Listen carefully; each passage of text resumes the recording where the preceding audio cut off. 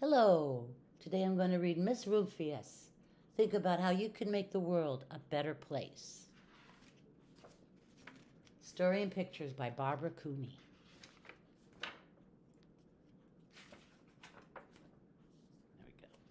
The Lupine Lady lives in a small house overlooking the sea. In between the rocks around her house grow blue and purple and rose-colored flowers. The Lupine Lady is little and old, but she has not always been that way. I know.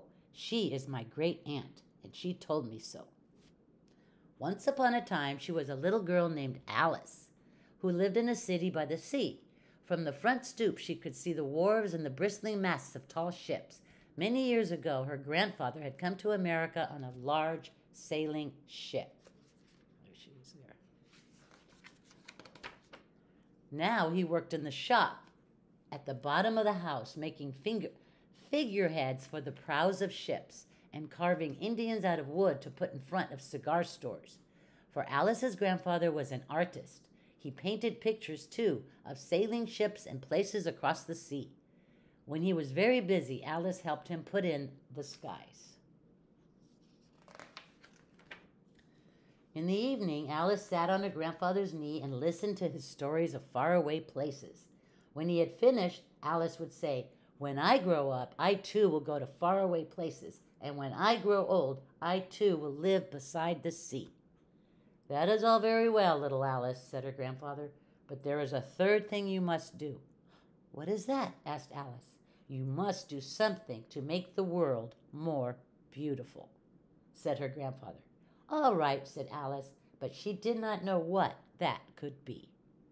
In the meantime, Alice got up, washed her face, and ate porridge for breakfast. She went to school and came home and did her homework. And pretty soon, she was all grown up.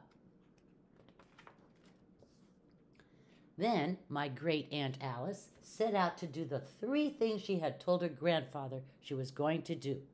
She left home and went to live in another city far from the sea and the salt air. There she worked in a library, dusting books and keeping them from getting mixed up, and helping people find the ones they wanted. Some of the books told her about faraway places. People called her Miss Rumphius now. Sometimes she went to the conservatory in the middle of the park. When she stepped inside on a wintry day, the warm, moist air wrapped itself around her, and the sweet smell of jasmine filled her nose. "This is almost like a tropical isle," said Miss Rumphius, "but not quite." So Miss Rumphius went to a real tropical island where people kept cockatoos and monkeys as pets. She walked on long beaches picking up beautiful shells. One day she met the Bapa Raja, king of a fishing village. "You must be tired," he said. "Come into my house and rest." So Miss Rumphius went in and met the Bapa Raja's wife. The Bapa Raja himself fetched a green coconut and cut a slice off the top so that Miss Rumphius could drink the coconut water inside.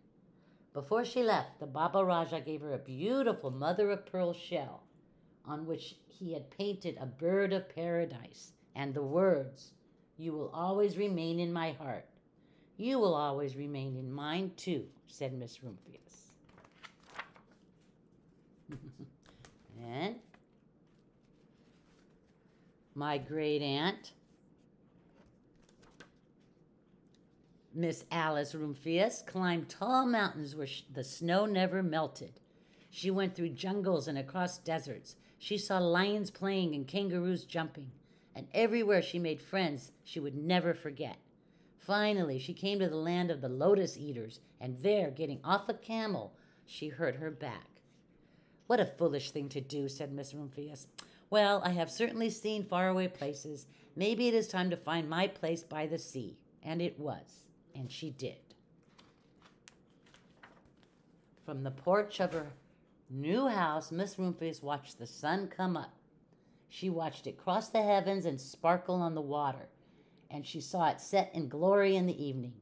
She started a little garden among the rocks that surrounded her house, and she planted a few flower seeds in the stony ground.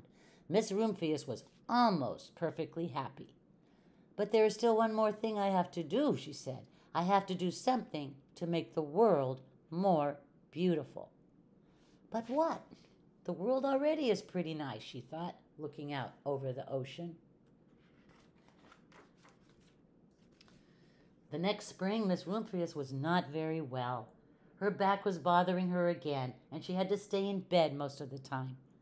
The flowers she had planted the summer before had come up and bloomed in spite of the stony ground. She could see them from her bedroom window, blue and purple and rose-colored. Lupins, said Miss Rumphius with satisfaction.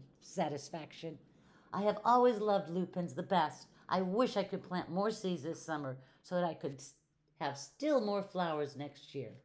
But she was not able to. After a hard winter, spring came. Miss Rumphius was feeling much better. Now she could take walks again. One afternoon, she started to go up and over the hill where she had not been in a long time. I don't believe my eyes, she cried when she got to the top. For there, on the other side of the hill, was a large patch of blue and purple and rose-colored lupins. It was the wind, she said as she knelt in delight. It was the wind that brought the seeds from my garden here, and the birds must have helped. Then Miss Rumphius had a wonderful idea. What do you think she's going to do? She hurried home and got out her seed catalogs. She sent off to the very best seed house for 5 bushels of lupin seeds.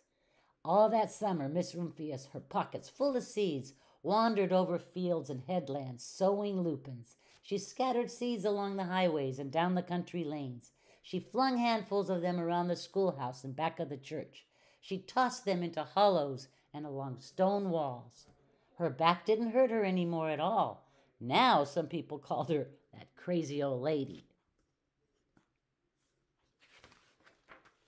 The next spring there were lupins everywhere. Fields and hillsides were covered with blue and purple and rose-colored flowers. They bloomed along the highways and down the lanes. Bright patches lay around the schoolhouse and back of the church. Down in the hollows and along the stone walls grew the beautiful flowers.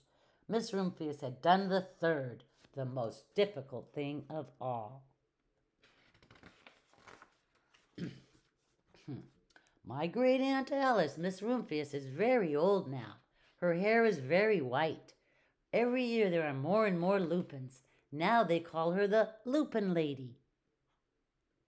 Sometimes my friends stand with me outside her gate, curious to see the old lady who planted the fields of lupins. When she invites us in, they come slowly. They think she is the oldest woman in the world. Often she tells us stories of faraway places. When I grow up,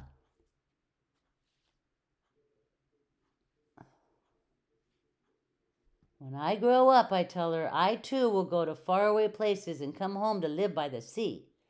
That is all very well, little Alice, says my aunt, but there is a third thing you must do. What is that? I ask. You must do something to make the world more beautiful. All right, I say.